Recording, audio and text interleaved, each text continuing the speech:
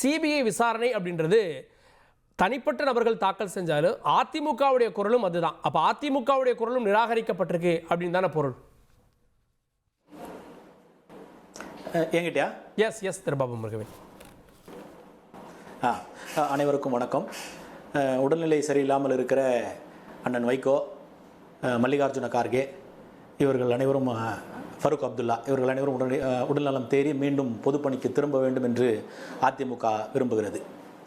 அதை தாண்டி இந்த கரூர் துயர சம்பவம் என்பது இந்தியாவை மட்டுமல்ல உலகையே உலுக்கி சீன உள்துறை அமைச்சகமே இதுக்கு இரங்கல் தெரிவித்து ஒரு தகவலையும் வெளியிட்டிருக்கிறார்கள். அப்படி ஒரு உலகையே ஒதுக்கிய ஒரு சம்பவமாக இந்த நம்முடைய கரூர் சம்பவம் நிகழ்ந்திருக்கிறது.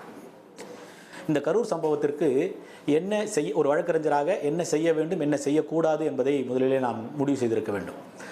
செய்யக்கூடாதது என்னவென்று சொன்னால், முதல் தகவல் அறிக்கை கூட பதிவு செய்யப்படாத அந்த சூழ்நிலையில் சம்பவம் நடந்த ஓரிரு மணி நேரங்களுக்குள்ளாக ஓய்வு பெற்ற உயர்நீதிமன்ற நீதிபதி தலைமையிலான ஒரு நபர் ஆணையத்தை அமைத்தது இது செய்திருக்கக்கூடாது. காரணம், என்ன நடந்தது, முதல் தகவல் அறிக்கை யார் கொடுக்க போகிறார், யார் கொடுத்த புகாரின் மீது முதல் தகவல் அறிக்கை பதிவு செய்யப்பட இருக்கிறது என்பதையெல்லாம் உள்வாங்கி இந்த ஒரு நபர் விசாரணை ஆணையம் தேவையா என்பதை கருத்தில் கொண்டு பிறகு அறிவித்திருக்க வேண்டிய ஒரு நபர் ஆணையமாக இது இருந்திருக்க வேண்டும். காரணம், இந்த ஒரு நபர் ஆணையம் அமைத்ததனுடைய ஒரு வெளிப்பாடே ஒரு அரசியல் நோக்கராக, ஒரு முன்னாள் சட்டமன்ற உறுப்பினர் என்கிற முறையிலையும் ஒரு வழக்கறிஞர் என்கிற முறையிலையும் ஏதோ ஒரு உள்நோக்கம் இருப்பதாக நான் கருதுகிறேன். ஒன்று. இரண்டாவது, ஒரு நபர் ஆணையம் அமைத்தாகிவிட்டது, விசாரணை தொடங்கப்பட்டிருக்கிறது. அரசு ஒரு கூடுதல் காவல் கண்காணிப்பாளர் தலைமையில் ஒரு புலன் விசாரணை அதிகாரியாக நியமனம் செய்து இன்வெஸ்டிகேஷன் ஆஃபீஸர் அவர் விசாரணை பண்ணி கொண்டிருக்கிறார். இப்போ இரண்டு பக்கமும் காவல்துறை தன்னுடைய ஒரு கூடுதல் காவல் கண்காணிப்பாளர் தலைமையில் ஒரு புலன் விசாரணை செய்து கொண்டிருக்கிறது. ஒரு உயர்நீதிமன்ற ஓய்வு பெற்ற நீதிபதி தலைமையில் ஒரு நபர் விசாரணை ஆணையம் நடைபெற்றுக் கொண்டிருக்கிறது. அப்போ பொதுவாக யாரிடத்திலும் எனக்கும் இருக்கக்கூடிய சந்தேகங்களாக இருந்தாலும் சரி, எனக்கு இருக்கக்கூடிய தரவுகளாக இருந்தாலும் நான் இந்த இரண்டு விசாரணை ஆணையத்திடம் தான் நான் கொடுக்க வேண்டிய ஒரு கட்டாயம் எனக்கு இருக்கிறது. இப்படி இருக்கிற இந்த சூழ்நிலையில் யாரோ ஒருவர் நீதிமன்றத்தை நாடிவிட்டார் என்று சொன்னால் நம்முடைய விசாரணை ஆணையம் ஒன்று சிபிசிஐடிக்கோ அல்லது சிபிஐக்கோ விசாரணை மாற்றப்படக்கூடிய ஒரு சூழ்நிலை உருவாகி விடலாம் என்பதை உள்வாங்கிய இந்த அரசாங்கம் அதற்காகத்தான் ஒரு நபர் ஆணையம் அமைத்திருக்கிறதோ என்ற ஒரு கேள்வி எனக்கு ஒரு தனிப்பட்ட முறையில் இருக்கிறது. இது ஒரு பக்கம். இரண்டாவதாக, இப்படி இரண்டு திசைகளிலேயும் விசாரணை சென்று கொண்டிருக்கிற இந்த சூழ்நிலையில் தமிழகத்தினுடைய கூடுதல் தலைமைச் செயலாளர் தலைமையில் மூத்த IAS IPS அதிகாரிகள் நேற்று முன்தினம் பத்திரிகையாளர்களை சந்திக்க வேண்டிய காரணம் என்ன? உங்கள் மீது தவறு இல்லை என்று சொன்னாலுமே உங்களே தவறில்லை என்றே நானும் ஒப்புக்கொள்கிறேன்.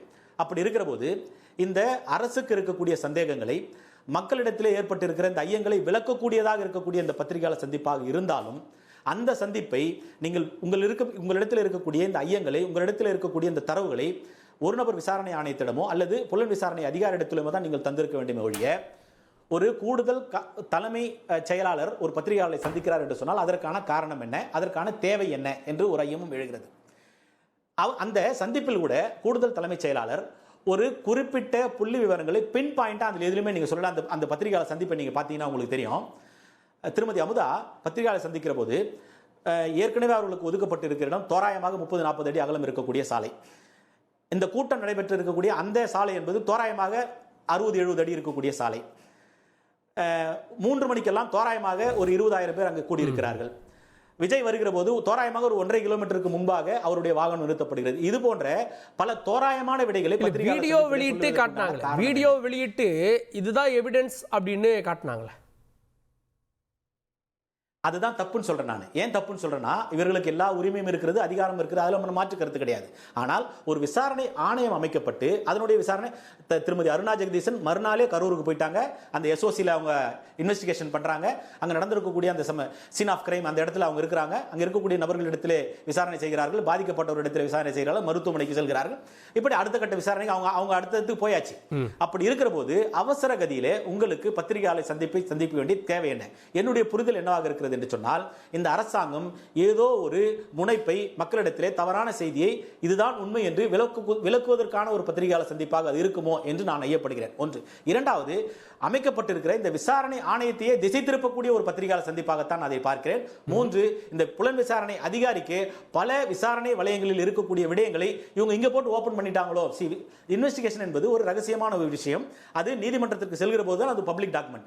அது வரைக்கும் ஒரு விசாரணை அதிகாரிடத்தில் இருக்கக்கூடிய அந்த கோப்பானது ஒரு ரகசியமான ஒரு ஆவணமாகத்தான் இருக்க முடியும். அப்படி அந்த ரகசியமான ஆவணமாக இருக்கக்கூடிய அந்த விடயங்களையும் இந்த பத்திரிகையாளர் சந்திப்பு போட்டு வெட்ட வெளிச்சம் ஆக்கி இருக்கிறது என்பதுதான் ஒரு வழக்கறிஞராக என்னுடைய புரிதலாக இருக்கிறது. இந்த மாதிரியான குற்றச்சாட்டுகள்லாம் 3 நீதிமன்றங்கள்ல மாறி மாறி வைக்கப்பட்டது தானே. 3 நீதிமன்றங்கள்ல எங்க தரப்புல தவறு இல்ல அப்படின்ற மாதிரியான விஷயங்கள்லாம் சொல்லப்படுது. எந்த நீதிமன்றம் இந்த மாதிரியான லைனை எடுக்கவே இல்லையே. நீங்க இப்ப அதிமுக எடுத்துறீங்க, இந்த லைனை எந்த நீதிமன்றமோ அப்சர்வேஷன்ல கூட சொல்லல. ஏன்? அதாவது ஒரு வழக்கறிஞராக நீதிமன்றங்கள் இப்போ கூட பார்த்தீங்கன்னா நீதியரசர் செந்தில்குமார் அவரை பற்றி தனிப்பட்ட முறையில் சமூக வலைத்தளங்களில் பல்வேறு விதமான கருத்துக்கள் பரவி கொண்டிருக்கிறது.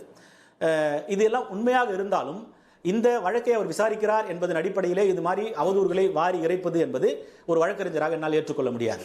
அவருடைய பின்புலத்தை நாம் ஆராயக்கூடாது. இந்த வழக்கை எவ்வாறு அணுகுகிறார் என்பதைத்தான் நாம் ஆராய வேண்டும்.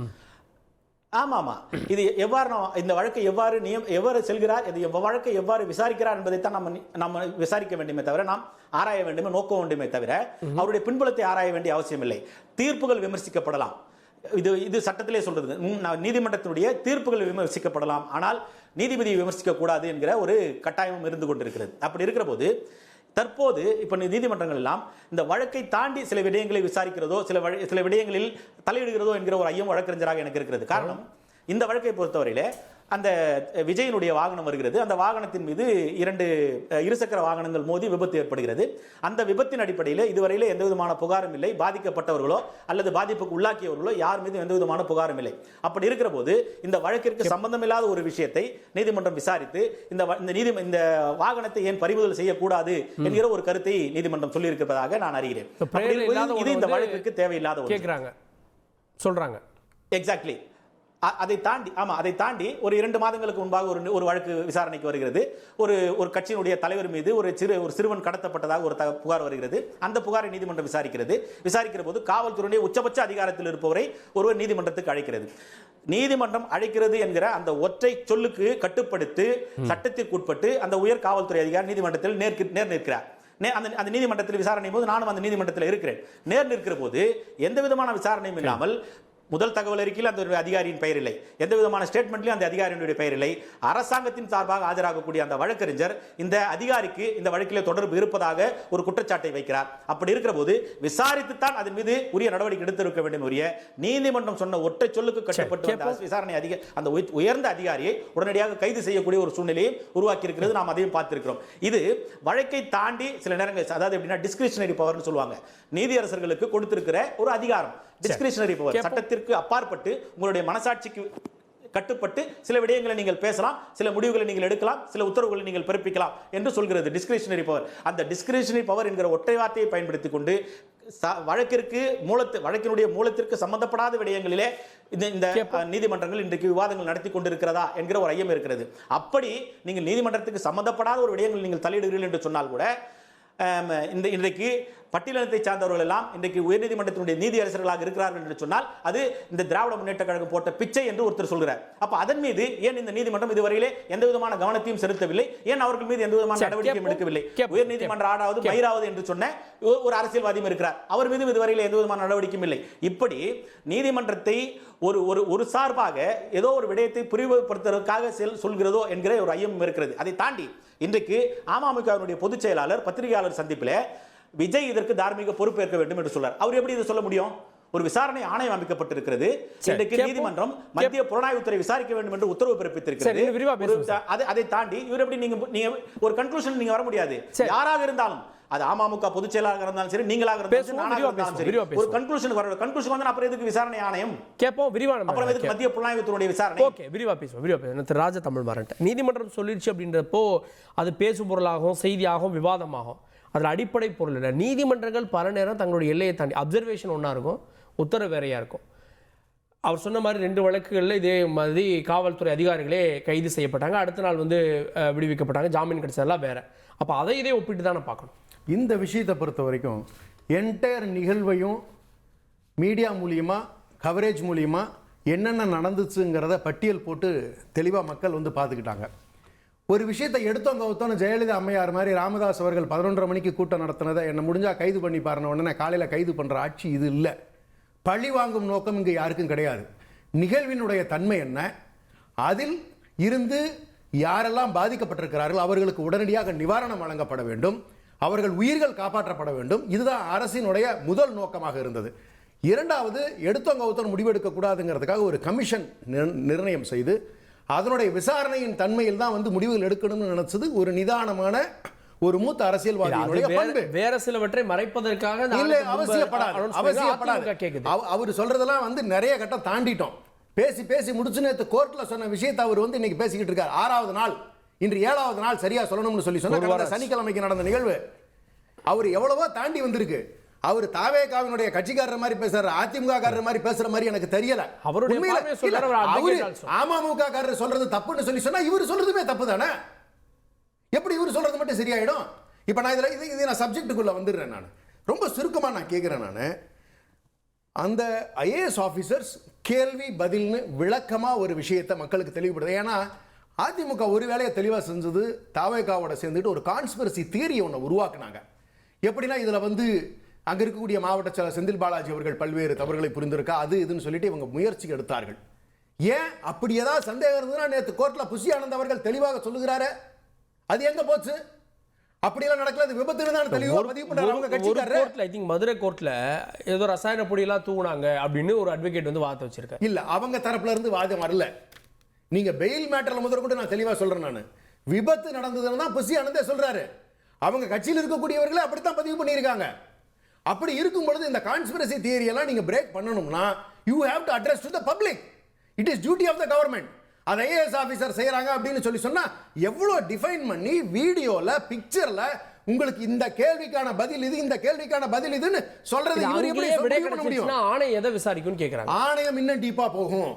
இப்போ வந்து ஃபர்ஸ்ட் கட்ட என்னன்னா எஃப்ஐஆர் போட்ட பிறகு நம்ம வந்து முதல்ல யார் இந்த பர்மிஷன் வாங்கினாங்க, இந்த நிகழ்ச்சி யார் நடத்துவதற்கு ஏற்பாடு பண்ணினாங்க, அவர்கள் மீதான ஒரு கட்ட நடவடிக்கை.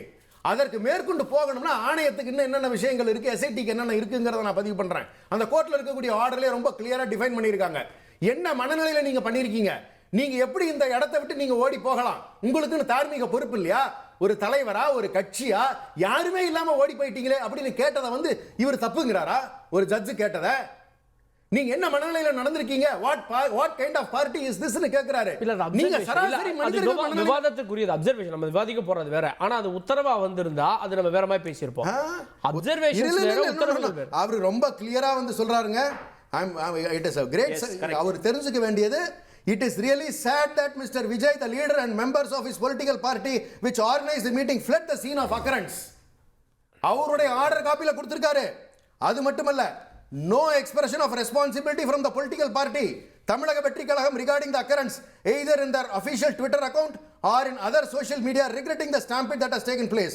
There is no communication in any form or in any matter regretting the incident. The omission reflects the political party's disregard for human life and political accountability. எவ்வளவு பெரிய குற்றச்சாட்டு! ஒரு அரசியல் கட்சியினுடைய வரலாற்றுல இதுவரைக்கும் இல்லாத ஒரு பதிவு. இது எல்லாமே உண்மைதானே? இதுல தான் பொய் இருக்கா? ஜட்ஜ் என்ன சொந்த விருப்பத்துக்கு ஏதாவது பேச போறாரா? கிடையவே கிடையாது. அவர்கிட்ட வீடியோ எவிடன்சஸ் ப்ரொடியூஸ் பண்றாங்க.